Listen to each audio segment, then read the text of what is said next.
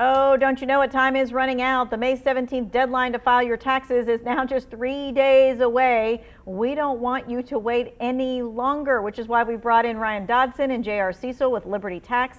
They are taking your tax-related questions. Here's how you get one of the experts to answer your questions. You text your question in. That is 336-379-5775. Remember, this is text only, so please don't call. All right, we're already getting questions. This person says, I submitted my tax return on April 16th, and it was received and accepted. But when I checked where's my refund, it doesn't seem to have any record of it being sent. What can I do to see if they actually received my return? JR.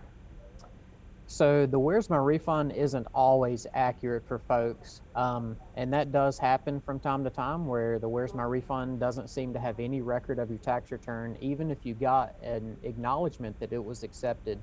So another step you can take is to go on to the IRS.gov website and create an account.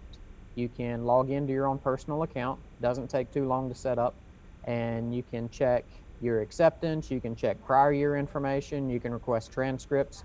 So that's what I might advise you to do, is to create an online account to make for sure the acknowledgement is there, and you can kind of keep track of the processing. I didn't even know that that was an option, and online has got to be easier than trying to get somebody on the phone. It is. It's very much easier to get through on the computer. Okay. All right. Ryan, this person says, I'm still waiting on my taxes from last year. I have completed all necessary corrections, yet nothing is to come. No stimulus. I'm missing $600, $1,450, and I filed for the rebate. Is there a number that I can speak to a live agent? So the answer to that is no, but they got a lot of stuff going on right here.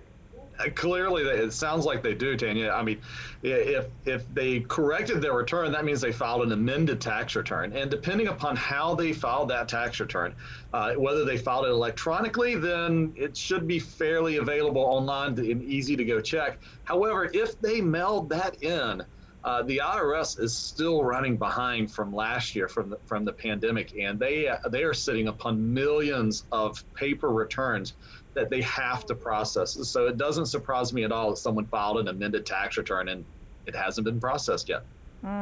Okay, so more patience there for that.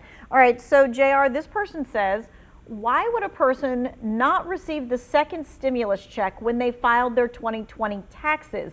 They did receive the first and the third stimulus check. So a couple things come to mind. One thing that comes to mind is that second stimulus check, the one back in January.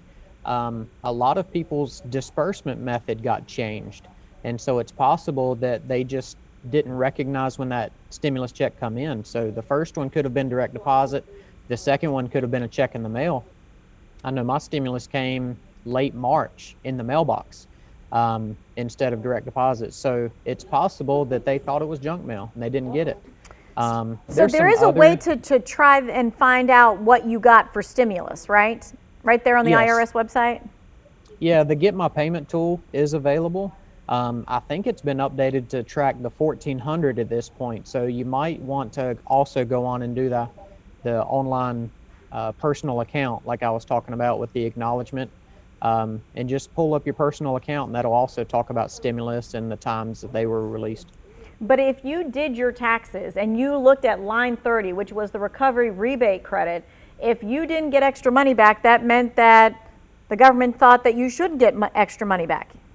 Well, the recovery rebate credit is claimed if you did not get that second stimulus. So they would have had to purposely ask for that on their tax return. So it's possible that they didn't ask for it on the tax return, didn't know that that was an option for them.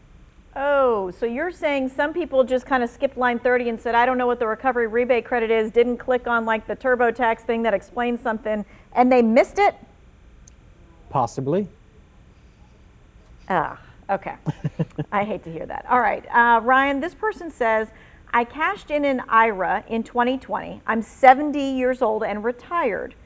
It says it put me over much more than my total income normally is. Should I be paying state and federal taxes at age 70? Yes. So it all depends upon how much income they have or how much they took out of that IRA.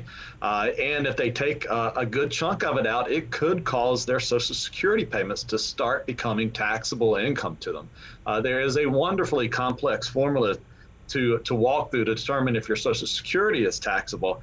However, for federal and for state purposes, money taken out of an IRA is considered taxable income.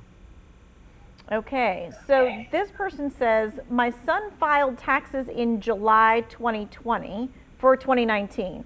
He did not receive a $1,200 stimulus. Where does he claim that on this year's tax form? We kind of just answered that, but JR, I don't want anybody to miss it.